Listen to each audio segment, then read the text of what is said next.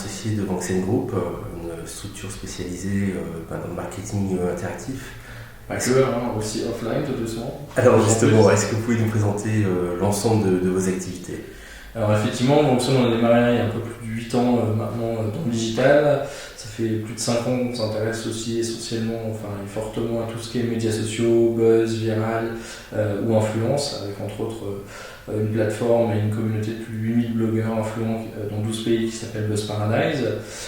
Et effectivement, l'idée en fait, c'est d'accompagner les marques de manière, on va dire, la plus maligne et la plus intelligente possible par rapport à tous ces nouveaux usages, l'évolution du consommateur, à la fois en conseil, donc soit la stratégie d'information, parce qu'aujourd'hui il y a quand même vraiment besoin de comprendre un tout petit peu tout ce qui change, et il y a beaucoup de choses qui changent, et beaucoup d'annonceurs ou marques qui sont en train de repenser complètement leur façon de communiquer. Une partie vraiment création. Et donc là, ça peut être tout format, du online, avec un site, une vidéo virale, mais ça peut être du film TV, ça peut être de la presse, du magazine, de l'affichage. L'idée étant vraiment de piocher dans tous les outils disponibles ceux qui va faire sens pour chaque annonceur, et pas faire comme certaines agences juste parce qu'on fait ça et ça, c'est ce qu'on va vendre, mais plus d'avoir une idée forte et savoir la décliner sur différents supports. Une partie activation média qui est pour nous essentielle, parce qu'aujourd'hui on peut être très créatif aussi dans les dispositifs médias, et on peut être créatif et mesurer très bien les choses, et si on mesurait bien ou mieux chez certains annonceurs, on se rendra certainement compte là aussi qu'il y a pas mal de choses à revoir, de choses à repenser, et puis toute une partie effectivement monitoring et analytics, c'est-à-dire analyse de la performance des dispositifs online, et aussi écoute et gestion de la réputation des marques, à savoir monitorer le buzz, qu'est-ce qu'on dit de ma marque, mais aussi finalement qu'est-ce qu'on va faire, parce qu'une fois qu'on sait que ça va bien ou pas, aider les marques à définir des actions d'influence sur internet pour aller vers les communautés, vers les leaders d'opinion, essayer d'améliorer leur réputation de manière proactive ou de manière corrective en fonction de ce qui se dit. Donc voilà, on va dire quelque chose d'assez complet, tout doucement, parce que aujourd'hui il y a énormément de dispositifs, de possibilités pour les marques, et l'idée c'est de connaître un minimum tout pour être de bons conseils. Alors non seulement vous avez une activité très large, mais la société est née au Luxembourg. Vous êtes présent dans un certain nombre de pays, France, Espagne, États-Unis. Alors en fait, on a des bureaux dans un certain nombre de pays, et on est actif dans un peu plus. Alors effectivement, contrairement à beaucoup de sociétés à Luxembourg, c'est pas qu'une boîte aux lettres, puisqu'on a 65 personnes.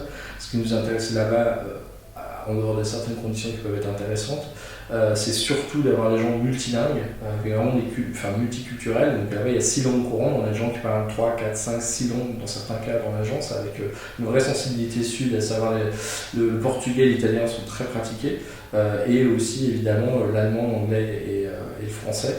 Donc ça, c'était la première chose. Depuis, effectivement, on a un bureau, aujourd'hui on est au bureau de Paris, donc on est dans le 10e, donc une quinzaine de personnes. On a aussi 5 personnes à Genève et 4 personnes à New York. Mais aujourd'hui, si par exemple on prend la partie Buzz Paradise, on est très actif sur l'Italie, très actif sur l'Espagne, et sur l'agence, on fait de plus en plus de campagnes pan-européennes, voire internationales, puisque c'est vraiment quelque chose qu'on aime.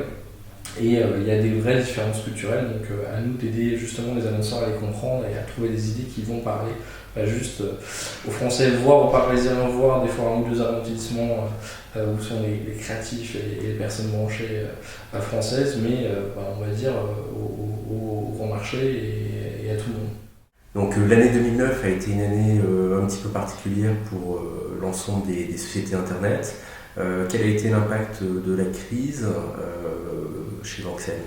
Alors comme tout le monde, je pense que c'est une année difficile, complexe. Beaucoup de choses ont changé, il y a quand même une période de non-décision pendant quelques mois, donc comme tout le monde, on va dire, on s'est adapté d'abord par rapport aux équipes. C'est vrai qu'on a vu la demande fortement évoluer en l'espace d'un an, beaucoup d'annonceurs qui, on va dire, ne faisaient pas de online y venir, couper des plans télé, couper des plans magazine, à un gros développement des médias sociaux, Facebook, Twitter, la vidéo virale, tout ce qui est blogueur influent.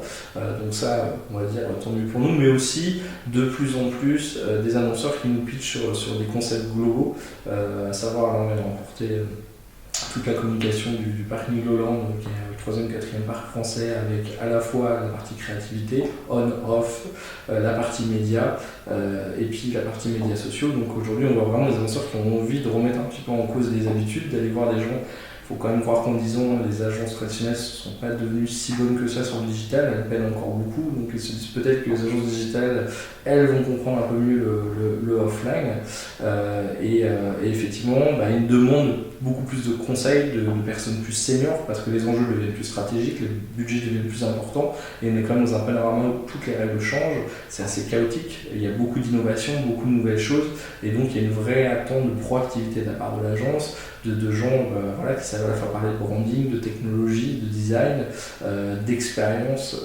et puis qui peuvent parler du point de vente comme d'un 4x3, d'une vidéo virale, de référencement ou de médias internet ou de buzz monitoring. Donc on essaie, en tout cas on a essayé de faire bien évoluer l'agence. Aujourd'hui on est 85 personnes, motivées, au taquet, et effectivement le marché a quand même repris très fortement depuis 3 mois, il y a énormément de demandes.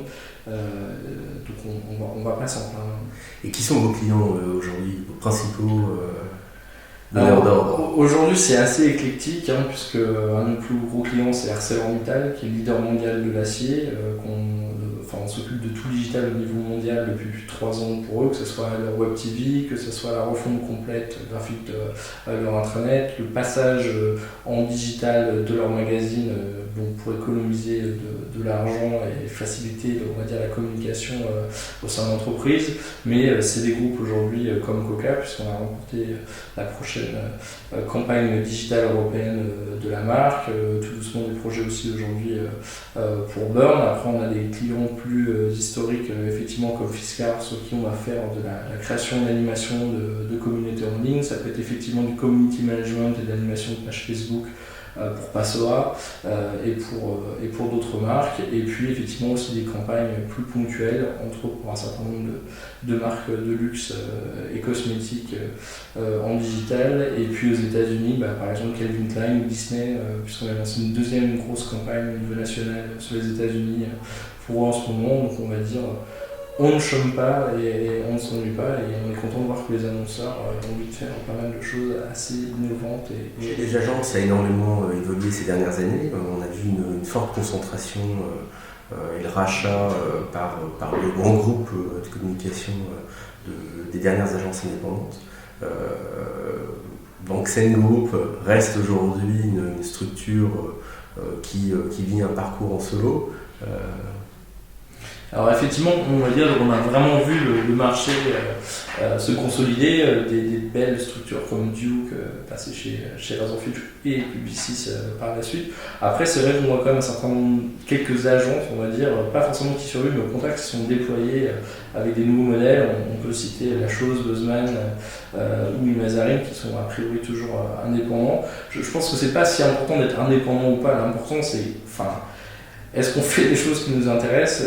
Est-ce qu'on apporte réellement de la valeur ajoutée aux clients? Est-ce qu'on sait les suivre dans leurs problématiques et évoluer avec le marché?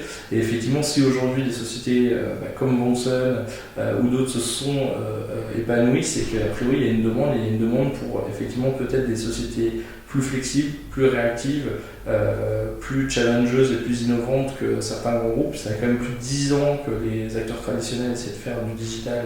Alors je ne parle pas des médias sociaux, et c'est quand même vraiment poussif. Et je pense qu'aussi il y a cette vraie problématique de silo, aussi bien chez les annonceurs mais que chez beaucoup d'agences, où finalement ils font tous les métiers, mais peu de personnes de chacun de ces départements savent bien travailler ensemble.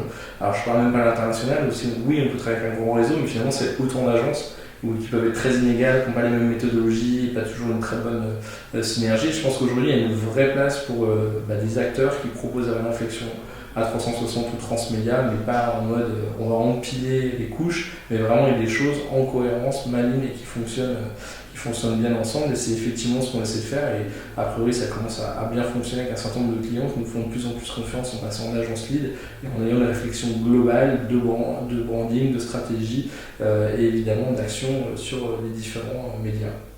Merci beaucoup Emmanuel Vigier. J'en profite pour souhaiter une excellente année à vos équipes et à tous vos clients. Merci.